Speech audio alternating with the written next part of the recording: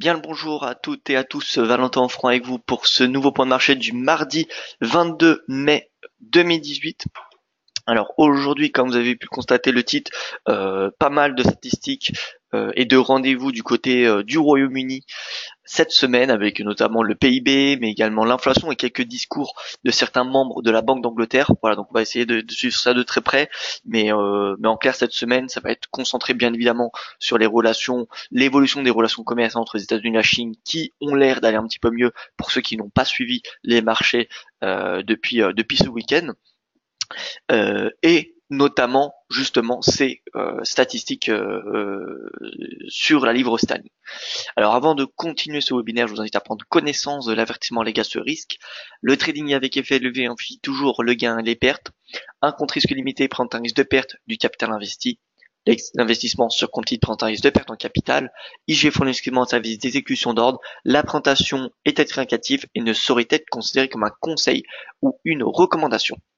Alors bonjour à vous François, j'espère que vous allez bien. Loïc, que je sais également, Frédéric que je salue, Raymond, bonjour à vous, son image ok, bien écoutez, c'est parfait, merci Raymond pour cette confirmation. Ramsey, bonjour, Hubert également. Alors, briefing d'actualité, même si voilà, ceux qui participaient déjà à ce webinaire hier, concrètement ce briefing vous l'avez déjà vu. Voilà, pour ceux qui n'ont pas été présents, et bien c'est pour vous l'opportunité de voir un petit peu ce qui s'est passé depuis ce week-end. Alors on a ce matin les marchés asiatiques ont légèrement progressé, alors que ceux de Wall Street ont enregistré une forte hausse hier grâce à l'apaisement des tensions commerciales. Donc qu'est-ce qui s'est passé ce week-end? Eh bien, on a la Chine et les États-Unis qui ont publié une déclaration commune acceptant de réduire substantiellement le déficit commercial des produits manufacturés américains avec la Chine et également une augmentation significative des exportations agricoles et énergétiques des États-Unis vers la Chine. Donc c'est plutôt un bon signe, même s'il n'y a pas encore d'accord signé, on n'a rien de concret pour le moment, ce n'est que des déclarations. Eh bien ça permet à toutes les valeurs qui sont liées justement à ces relations commerciales, je fais surtout référence au dollar australien. Eh bien le dollar australien c'est la devise depuis le début, enfin hier c'est la devise qui a la plus progressé avec une nette perte sur performance et voilà, l'AUD, le dollar australien montre des signes haussiers vraiment intéressants. Maintenant, il faut bien savoir qu'il n'y a encore rien de concret et ça devrait prendre du temps pour qu'un accord soit signé. Et du côté de l'Iran, donc on a Téhéran qui propose à l'UE d'acheter, à l'Union européenne d'acheter du pétrole iranien en euros et de faire des transactions par l'intermédiaire de sa banque centrale afin d'éviter de contourner le système financier américain et donc les sanctions américaines. Parce que je vous rappelle que les États-Unis ont annoncé la semaine dernière sanctionner toute entreprise qui ferait du commerce avec l'Iran. Donc voilà. Et sinon, nous avons les propositions américaines annoncées hier comme l'arrêt du développement de l'uranium et le retrait de la Syrie, qui ont été immédiatement rejetés par le ministre des Affaires iranien, des Affaires étrangères iranien, ce qui n'apaise pas les tensions géopolitiques et ce qui donc maintient les cours de pétrole assez élevés. Voilà. Tant qu'on aura des tensions entre les États-Unis et l'Iran, ça sera pour le moment le catalyseur qui justifiera une hausse ou en tout cas des prix élevés. Si demain on a un apaisement des tensions, on aura très probablement le cours du pétrole qui va chuter de 5 à 10%. Voilà donc pour le briefing d'actualité, pas grand chose hier, voilà, c'était assez calme. Le graphique du jour, c'est 4 Rosetto ou plus dorénavant attendu en 2018. Vous voyez qu'il y a 50% si on additionne le scénario de 4, 5 et 6 Rosetto pour 2018. Alors que pour 3 ou moins, il y a également 50%. Donc voilà, cette partie de 4 Rosetto ou plus gagne de plus en plus de terrain. Donc on a un marché qui est de plus en plus ambitieux, optimiste concernant la Fed et l'inflation aux États-Unis. Alors bonjour à ceux qui viennent nous rejoindre. Au niveau du résumé de la séance américaine et asiatique, on peut constater que les indices américains ont fortement progressé hier. Le Dow Jones a gagné plus de 1%, le S&P plus 0,74, le Nasdaq plus 0,54. Donc on voit bien que les valeurs technologiques n'ont pas surperformé Wall Street.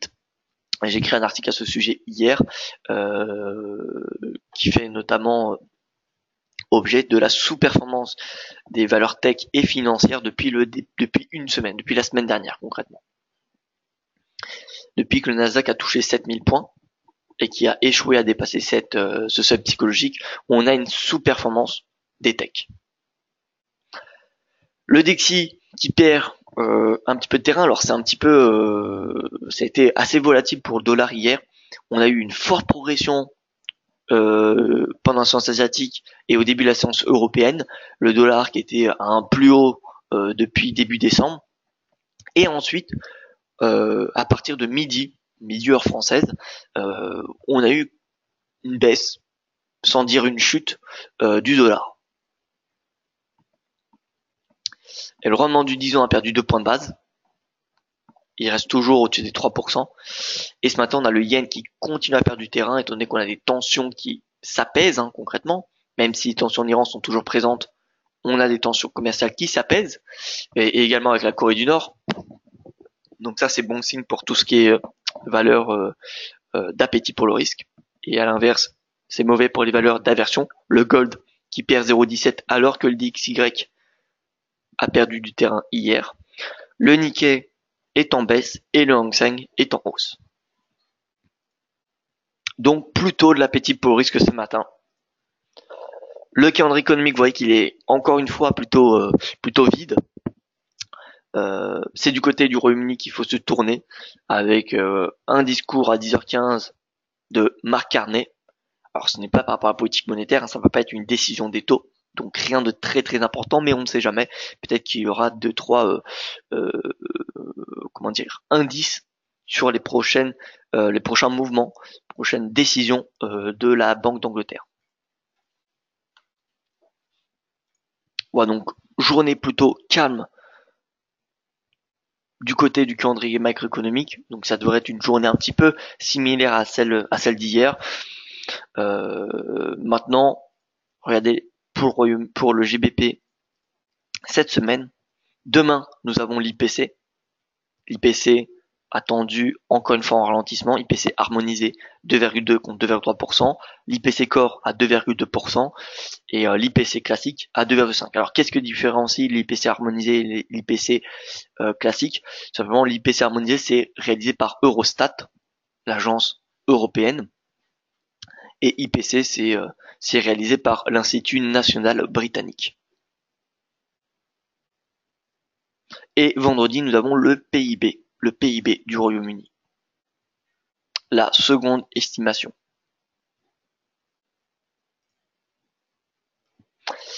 Voilà donc pour ce calendrier macroéconomique. Ce matin, on voit que les devises océaniques continuent à progresser. Hier, on a une surperformance de ces devises. C'est pareil ce matin. Pourquoi? Eh bien parce que ces deux devises, l'AUD et le NZD, sont deux devises qui réagiront, qui surperformeront lorsque, dès qu'on a un apaisement des tensions commerciales sino-américaines, et au mieux même un accord trouvé, eh bien c'est ces deux devises qui vont le plus profiter, parce que c'est les deux devises qui sont le plus exposées à ces relations, à la Chine, au commerce chinois. Donc, si on a un apaisement, ça fait profiter l'AUD et le NZD qui étaient sous pression ces dernières semaines. Voilà, le NZD, on n'a pas encore les signaux haussiers, mais ça pourrait venir d'ici quelques séances. On voit que le NZD Index teste sa moyenne mobile à 20 jours, le RSI est à 46, il est proche de 50. Si on a demain le RSI qui est au-dessus de 50 et le prix au-dessus de sa moyenne mobile à 20 jours, ça sera deux signaux haussiers qui permettraient de passer long sur le kiwi. Et l'AUD, on a déjà les signaux haussiers. On a parlé hier matin, on avait déjà une petite hausse de l'AUD. Donc pour ceux qui sont entrés longs sur l'AUD hier, eh bien écoutez, c'est parfait. Le marché, on voit bien qu'il spécule sur un accord, parce que pour le moment il n'y en a pas. Je vous rappelle, d'accord entre les États-Unis et la Chine, c'est que des déclarations. Donc ça a le temps d'évoluer. Donc c'est encore risqué de passer long sur l'AUD, mais techniquement, nous avons les signaux haussiers. Le RSI est au-dessus de 50, il est également au-dessus des sommets depuis le mois de février. Le prix a dépassé cette oblique baissière et il a également dépassé cette moyenne mobile à 20 jours. Donc voilà, si on ne rentre pas maintenant, je ne vois pas quand est-ce qu'on pourrait rentrer long sur l'AUD. Donc AUD long, NZD ça pourrait venir d'ici quelques séances. À l'inverse, le yen qui perd, vous voyez, qui a du mal à progresser, donc finalement l'achat yen, c'était pas forcément la meilleure chose à suggérer la semaine dernière.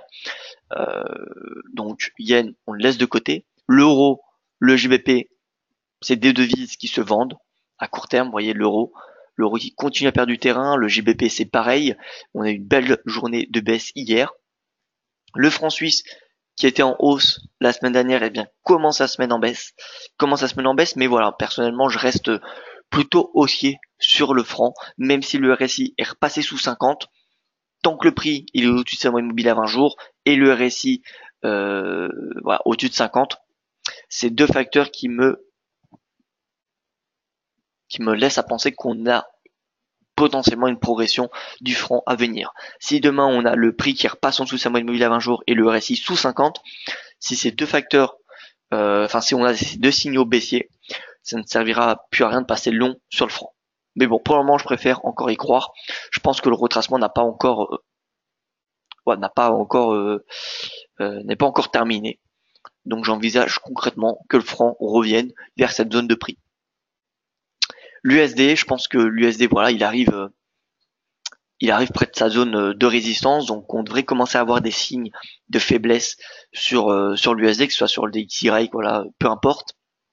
Le dollar, l'acheter, c'est plus forcément la meilleure stratégie à faire, ou alors peut-être face à des devises qui sont baissières comme l'euro. Voilà, l'euro dollar, ça me semble encore possible de le vendre, mais en termes de timing, passer à long sur le dollar, c'est pas forcément la meilleure chose à faire. Voilà, je suggérerais plutôt l'achat AUD ou le NZD ce matin. Le CAD teste cette résistance, donc bien qu'il soit haussier, bien que le RSI soit au-dessus de 50 et bien que le prix soit au-dessus de sa moyenne mobile à 20 jours, le prix sur résistance, donc c'est pas forcément en termes de timing le meilleur moyen de passer long sur le CAD. Par contre, si on a le CAD index qui clôture au-dessus de cette oblique baissière, ça sera un excellent signal bullish. Voilà, donc pour le moment le CAD, pareil, on le met de côté. C'est pas une devise qu'on achète, ce n'est ni une devise qu'on vend. Je suis simplement neutre sur du très court terme. Donc ce matin, comme hier, l'AUD qui m'intéresse fortement, le NZD de plus en plus, mais on n'a pas encore les signaux. Enfin, personnellement, je n'ai pas encore les signaux nécessaires pour passer long sur le kiwi. Par contre, sur l'AUD, nous les avons. Et à l'inverse, les devises qui m'intéressent le plus à shorter, c'est l'euro, la livre. Et voilà, tout simplement. Et le CHF, je reste long pour le moment. Tant qu'on a le prix au-dessus de sa moyenne mobile à 20 jours ou le RSI au-dessus de 50, je resterai favorable à une hausse du franc. Ce qui nous donne donc le GBP-AUD ou l'euro-AUD. GBP-AUD, vous voyez, baisse jusqu'à cette zone, 1,75 à peu près. Qu'est-ce que correspond à 75? Bien, c'est déjà un chiffre rond, mais c'est également la zone de 38 à 50% de retracement de cette tendance. Donc je vous rappelle, 38-50%, c'est statistiquement la zone la plus probable du rebond de la fin d'un pullback.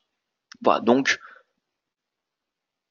GBP-AUD, c'est la baisse jusqu'à Monville à 200 jours qui correspond également à 1,75. Donc vous devrez très probablement revenir à cette zone. L'euro-AUD, breakout de cette oblique, on utilise les retracements de Fibonacci et pareil, 38-50%, on a cette zone de prix. C'est 1,5. Donc l'euro-AUD, je ne serais pas surpris s'il va chercher 1,5. En tout cas, tant qu'on a un apaisement des tensions commerçants entre les États-Unis et la Chine, c'est l'AUD et le NZD qui devraient surperformer le Forex face à l'euro, le GBP, peu importe. Voilà, c'est deux devises particulièrement haussières. Et pour le moment, vous voyez qu'on a un RSI qui est clairement vendu, un prix qui est en dessous de sa moyenne mobile à 20 jours. Alors ce matin, il teste les 1,55, donc c'est un seuil. Donc on devrait avoir un ralentissement du momentum à très court terme, mais le breakout de cette moyenne mobile à 200 jours et des 1,55 sera un autre signal baissier. Voilà, donc l'euro AUD, GBP-AUD, c'est deux devises intéressantes à vendre. Intéressantes à vendre. Est-ce que les hausses des taux possibles par la Fed auront des impacts sur les taux français pour les faire monter? Alors oui, de toute façon, la hausse des taux de la Fed a dans le fond un petit impact sur les obligations européennes. Vraiment un très très léger parce que la Banque Centrale Européenne continue à adopter une une politique extrêmement accommodante, mais alors, on va plutôt se mettre sur le taux allemand. Le taux allemand, le taux français, ils sont plutôt corrélés. Voilà, donc vous voyez que euh, depuis le point bas, on a une hausse des taux obligataires. Pourquoi? Alors que la politique monétaire de la BCE est quasiment la même. Ce qui a changé entre 2016 et aujourd'hui, c'est simplement le montant du QE de la BCE qui a réduit de moitié. Mais sinon, on a toujours des taux négatifs, voire neutres, du côté de la BCE. Donc ce qui tire légèrement les obligations vers le haut, alors on voit qu'ils sont encore extrêmement faibles, eh bien c'est simplement la politique monétaire de la Fed, alors pas uniquement, mais on a également le durcissement des taux de la Fed qui invite le marché à spéculer sur une hausse des taux, enfin un durcissement également de la BCE, mais pas immédiatement, mais à plus long terme. Mais comme vous le savez, le marché est toujours dans la spéculation, donc il anticipe. Et plus on a des chiffres macroéconomiques qui s'améliorent en zone euro, et plus on va avoir des taux qui vont grimper, parce que le marché va spéculer. Donc oui, la Fed a un léger impact, parce que la Fed a un petit peu un rôle de leader parmi les banques centrales dans le monde. Voilà. Si on a la Fed qui augmente ses taux, c'est généralement, on va avoir ensuite les banques centrales, les autres banques centrales qui vont ensuite monter progressivement leur taux directeur. À l'inverse, on a la Réserve fédérale qui baisse ses taux, on va avoir les autres banques centrales qui vont progressivement les baisser. Alors c'est pas parce que la Fed monte ses taux que la Banque centrale européenne va monter ses taux, non. Simplement parce que si les États-Unis ont des problèmes économiques, c'est rarement un cas isolé. Donc ça veut également dire que en Europe ou un peu partout dans le monde, il y a des problèmes. Alors je parle des pays développés, pas des pays émergents, mais des pays développés. Eh bien, il y a des fortes chances que si les États-Unis vont mal, eh bien l'Europe ou peu importe vont également mal. Donc voilà, si la Réserve fédérale baisse ou augmente ses taux, la BCE va par la suite baisser ou augmenter ses taux. Voilà, mais c'est pas tout le temps le cas, mais généralement ça l'est. D'ailleurs, on peut voir, je viens de constater une trendline. Regardez un petit peu, j'ai l'impression, petit canal.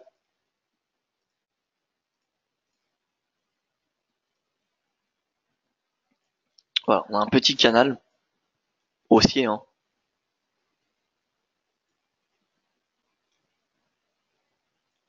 sur le taux allemand, donc c'est un peu pareil pour le taux français,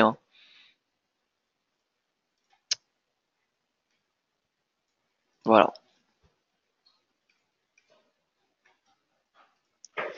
Alors bonjour à vous Stéphane, François, bonjour à vous. 1,17 l'euro dollar. Oui, le 1,17 l'euro dollar va même plus bas, voilà. Ce matin on a une nouvelle baisse de l'euro dollar. Vous voyez l'euro qui baisse de 0,18%. C'est d'ailleurs la devise qui sous-performe le plus avant le yen. Donc c'est euro, yen et CHF qui perdent le plus de terrain ce matin. Tac. Donc l'euro dollar qui perd 0,09%. Vous voyez que hier, on a eu la touchette sur les 1,17. Est-ce que c'est le point bas? Je ne pense pas. Même si, non, c'est tout. Même si on a eu un bon rebond, je ne pense pas, parce que le DXY, vous voyez qu'il a encore, même s'il a atteint une bonne zone de résistance, voilà, je pense qu'il a encore de quoi progresser. En tout cas, tant que le 10 ans américain évoluera au-dessus des 3%, on devrait avoir le dollar qui devrait profiter, qui devrait être privilégié. Parce que c'est synonyme d'une inflation qui accélère aux États-Unis, et une inflation qui accélère aux États-Unis, c'est une spéculation qui s'accroît sur le scénario de 4 hausses des taux de la Fed en 2018. Et donc si on a ce scénario qui augmente, on va avoir le DXY qui va progresser. Enfin, le dollar en général qui va progresser. Voilà. Et pourquoi on a un marché obligataire qui se tend? Eh bien, notamment parce qu'on a le pétrole qui est élevé. Voilà, donc tant qu'on aura, et pourquoi le pétrole est élevé? Bon, on a déjà le gel de la production de l'OPEP, etc. Mais en ce moment, ce qui justifie la hausse des cours de pétrole, c'est l'Iran. c'est les tensions entre les États-Unis et l'Iran. Tant qu'on aura ces tensions-là, ça devrait inquiéter le marché. En tout cas, ça pose des incertitudes sur l'offre et la demande mondiale. Parce que certains analystes, des experts, alors personnellement, je prends vraiment ça entre guillemets, entre parenthèses, mais ils estiment que la mise en place de nouvelles barrières, de nouvelles sanctions contre l'Iran réduirait de 300 000 à 1 million de barils par jour les exportations iraniennes.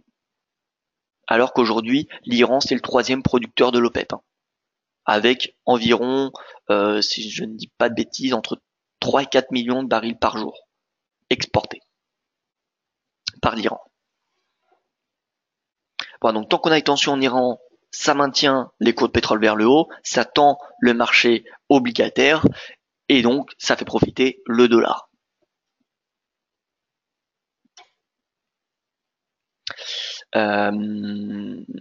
Donc stratégie du jour, c'est comme ceux d'hier, vente GBP/USD, vente euro/USD. On a également stratégie sur CHF qui me semble possible, donc euro CHF, GBP CHF, ça me semble des paires intéressantes à shorter. GBP CHF jusqu'à 1,32, euro CHF, vous voyez qu'il est sur support, mais je pense qu'il peut venir chercher sa moyenne mobile à 20 jours.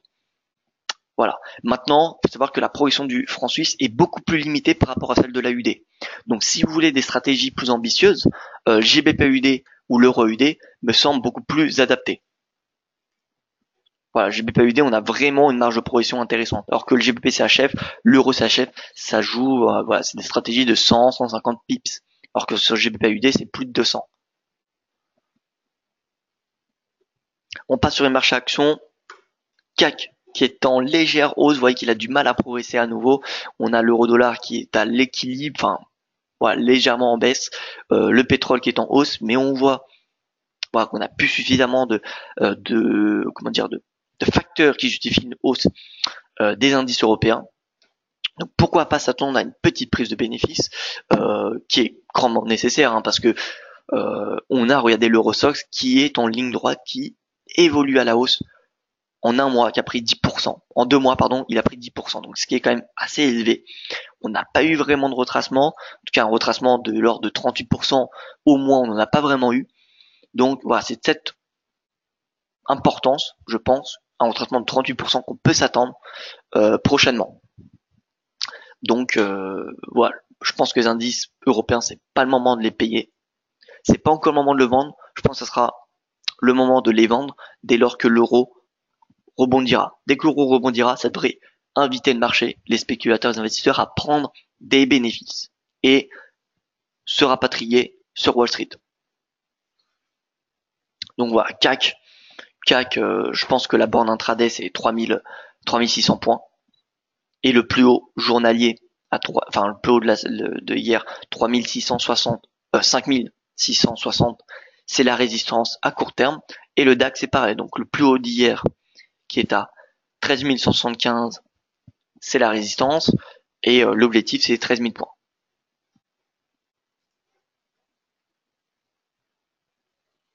UBR qui nous dit oui, la production de pétrole de schiste redevient rentable. Oui, alors c'est compliqué de donner un prix d'estimer la rentabilité de la production de pétrole de schiste. A priori, depuis avant, il y a 2-3 ans, le pétrole de schiste américain devenait rentable à partir de 60-70 $ le baril, mais depuis le pétrole de schiste américain est beaucoup plus compétitif. Donc de toute façon, le pétrole de schiste américain, les experts estiment qu'il est rentable à partir dorénavant de 45 $ le baril. Voilà, maintenant c'est des chiffres à prendre vraiment avec des pincettes parce que c'est compliqué d'estimer la rentabilité. Mais donc le pétrole de schiste américain, il est vraiment très très rentable. D'ailleurs, le mois dernier, les États-Unis étaient le premier producteur mondial avec plus de 14 millions de barils par jour produits. Ce qui est quand même énorme. Devant la Russie ou l'Arabie Saoudite. L'AUD-USD 0,77 nous dit François. Alors c'est fort possible que l'AUD ce soit la devise qui surperforme avec le kiwi. Donc 0,77, je ne serais pas surpris en fait un retour en haut de ce canal. Donc oui, 0,77 légèrement en dessous. 0,7680 par là.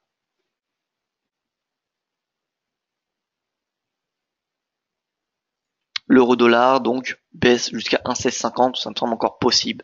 Le NZD-USD, c'est pas encore le moment d'entrer long sur le NZD, mais on peut voir que on a un beau rebond sur ce support pluri-annuel. Le RSI qui rebondit, mais qui est toujours dans un momentum bearish. Et le RSI qui est toujours en dessous de sa moyenne mobile à 20 jours. Mais, toutefois, on a quand même un beau rebond qui est pas encore selon moi exploitable. Après, ça dépend des stratégies, bien évidemment. Mais voilà, on a un beau rebond. Breakout de la moyenne mobile à 20 jours et du seuil psychologique à 0,70 seront deux bons signaux pour passer long et envisager un retour, vous voyez, vers les sommets de l'année aux alentours des 0,73. Voilà, USD-Yen devrait continuer à progresser jusqu'à 111,62 avant de reprendre une baisse. Et l'USD-CHF baisse jusqu'à 7 oblique dans un premier temps, donc vers 0,99. Le FTSE qui a marqué des nouveaux records, qui a inscrit des nouveaux records, plus 14% en 2 mois le FTSE, ce qui est énorme. Et pareil, il n'y a pas eu de phase de respiration. Regardez, point bas 26 mars, 1 mois 25 jours, plus 14,61, plus 15% en clair. Ce qui est énorme. Pourquoi? Parce qu'on a eu une baisse de la livre dans le même temps. On a eu une baisse de la livre qui a fait profiter le FTSE. Maintenant, voilà, comme le CAC, comme les indices européens d'une manière générale, je pense qu'une phase de respiration n'est pas à exclure. Donc maintenant, il faut attendre des signaux baissiers, c'est pas pour autant qu'il faut passer à l'avant directement. Peut-être que il y a suffisamment de marge pour le FTSE à chercher les 8000, sous lequel le marché pourrait prendre des bénéfices. Donc voilà, personnellement, je reste neutre sur le FTSE, c'est pas le moment de rentrer à l'achat. C'est ni le moment de rentrer à l'avant parce qu'on n'a pas les signaux. Mais voilà, on met de côté. Mais en tout cas, je pense que le risque baissier domine dorénavant. Wall Street, vous voyez qu'il n'y a pas grand chose qui se passe. Néanmoins, sur le dos, on a eu le breakout au-dessus des 25 000 points. Vous voyez, une timide breakout. Clôture à 25 010 points, donc 10 points au-dessus du seuil psychologique, ce n'est pas grand chose. Mais bon, on a un RSI qui est quand même dans un momentum bullish. Donc ça me semble possible de poursuivre une stratégie acheteuse du Dow Jones et même mettre en place des stratégies acheteuses de type breakout après la cassure des 25 000 points avec un stop en dessous de la moyenne mobile à 100 jours, vous voyez, vers les 24 700 à peu près, pour viser les 25 500 ou même les 26 000 tout simplement. Voilà, l'or qui se stabilise sur cette oblique, donc pas encore stratégie vendeuse, tant qu'on n'a pas la clôture journalière entre cette oblique, ça me semble compliqué de passer à la vente. Brut Brent, neutre parce que voilà, il a tendance à être haussière, mais en même temps, on n'a pas de signaux baissiers. Nous n'avons pas de signaux baissiers, on n'a pas de divergence, nous n'avons rien qui nous permet de shorter les cours de pétrole. Donc, avis neutre. Voilà, mes seules convictions depuis le début de la semaine, c'est vraiment achat UD, achat franc, même si ce matin le franc est en baisse. Je préfère me fier à l'analyse technique. L'analyse technique pour le moment est haussière sur le CHF Index. Donc voilà, achat UD avec une forte conviction. Le franc avec une plus faible conviction, mais tout de même. Et le NZD prochainement. Prochainement, j'attends simplement les signaux techniques. Et à l'inverse, je reste vendeur sur l'euro, le JBP pour le moment. Tous les autres devises, je les mets de côté et j'attends davantage de signaux. Le yen, j'ai du mal à vendre le yen, je vous avoue. Mais sinon, on a le dollar qui pourrait reprendre une tendance baissière post-Fed. Finalement, vous voyez ici, on a eu une consolidation qui avait duré 1 mois avant la décision des taux de décembre. Et c'est la décision des taux de décembre, la hausse des taux de décembre, qui avait fait chuter le cours. Et bien là, on pourrait globalement connaître la même chose. On pourrait avoir une consolidation encore 3 grandes semaines. Et ensuite, à la hausse des taux du 13 juin de la Fed, la baisse. En tout cas, ça me semble possible. C'est un scénario qui est envisageable. Et le CAD, si on a la clôture journalière au-dessus de cette oblique, signal bullish. Et signal bullish, face au CAD ou l'euro. Mais pour le moment, vous voyez, c'est encore très risqué, je pense, de passer long sur le CAD. En tout cas au prix actuel. Si vous avez déjà des stratégies acheteuses, pourquoi pas les maintenir, prendre une partie des bénéfices et maintenir les positions, le restant de la position sur long sur le CAD, mais rentrer long au niveau actuel, ça me semble assez risqué. Voilà donc pour ce point de marché. Moi, je n'ai plus rien à rajouter. Et donc, voilà. Merci à vous pour votre attention, pour votre temps. Je vous souhaite une excellente journée et je vous dis donc à demain pour mon prochain point de marché. Excellente journée à vous et à demain.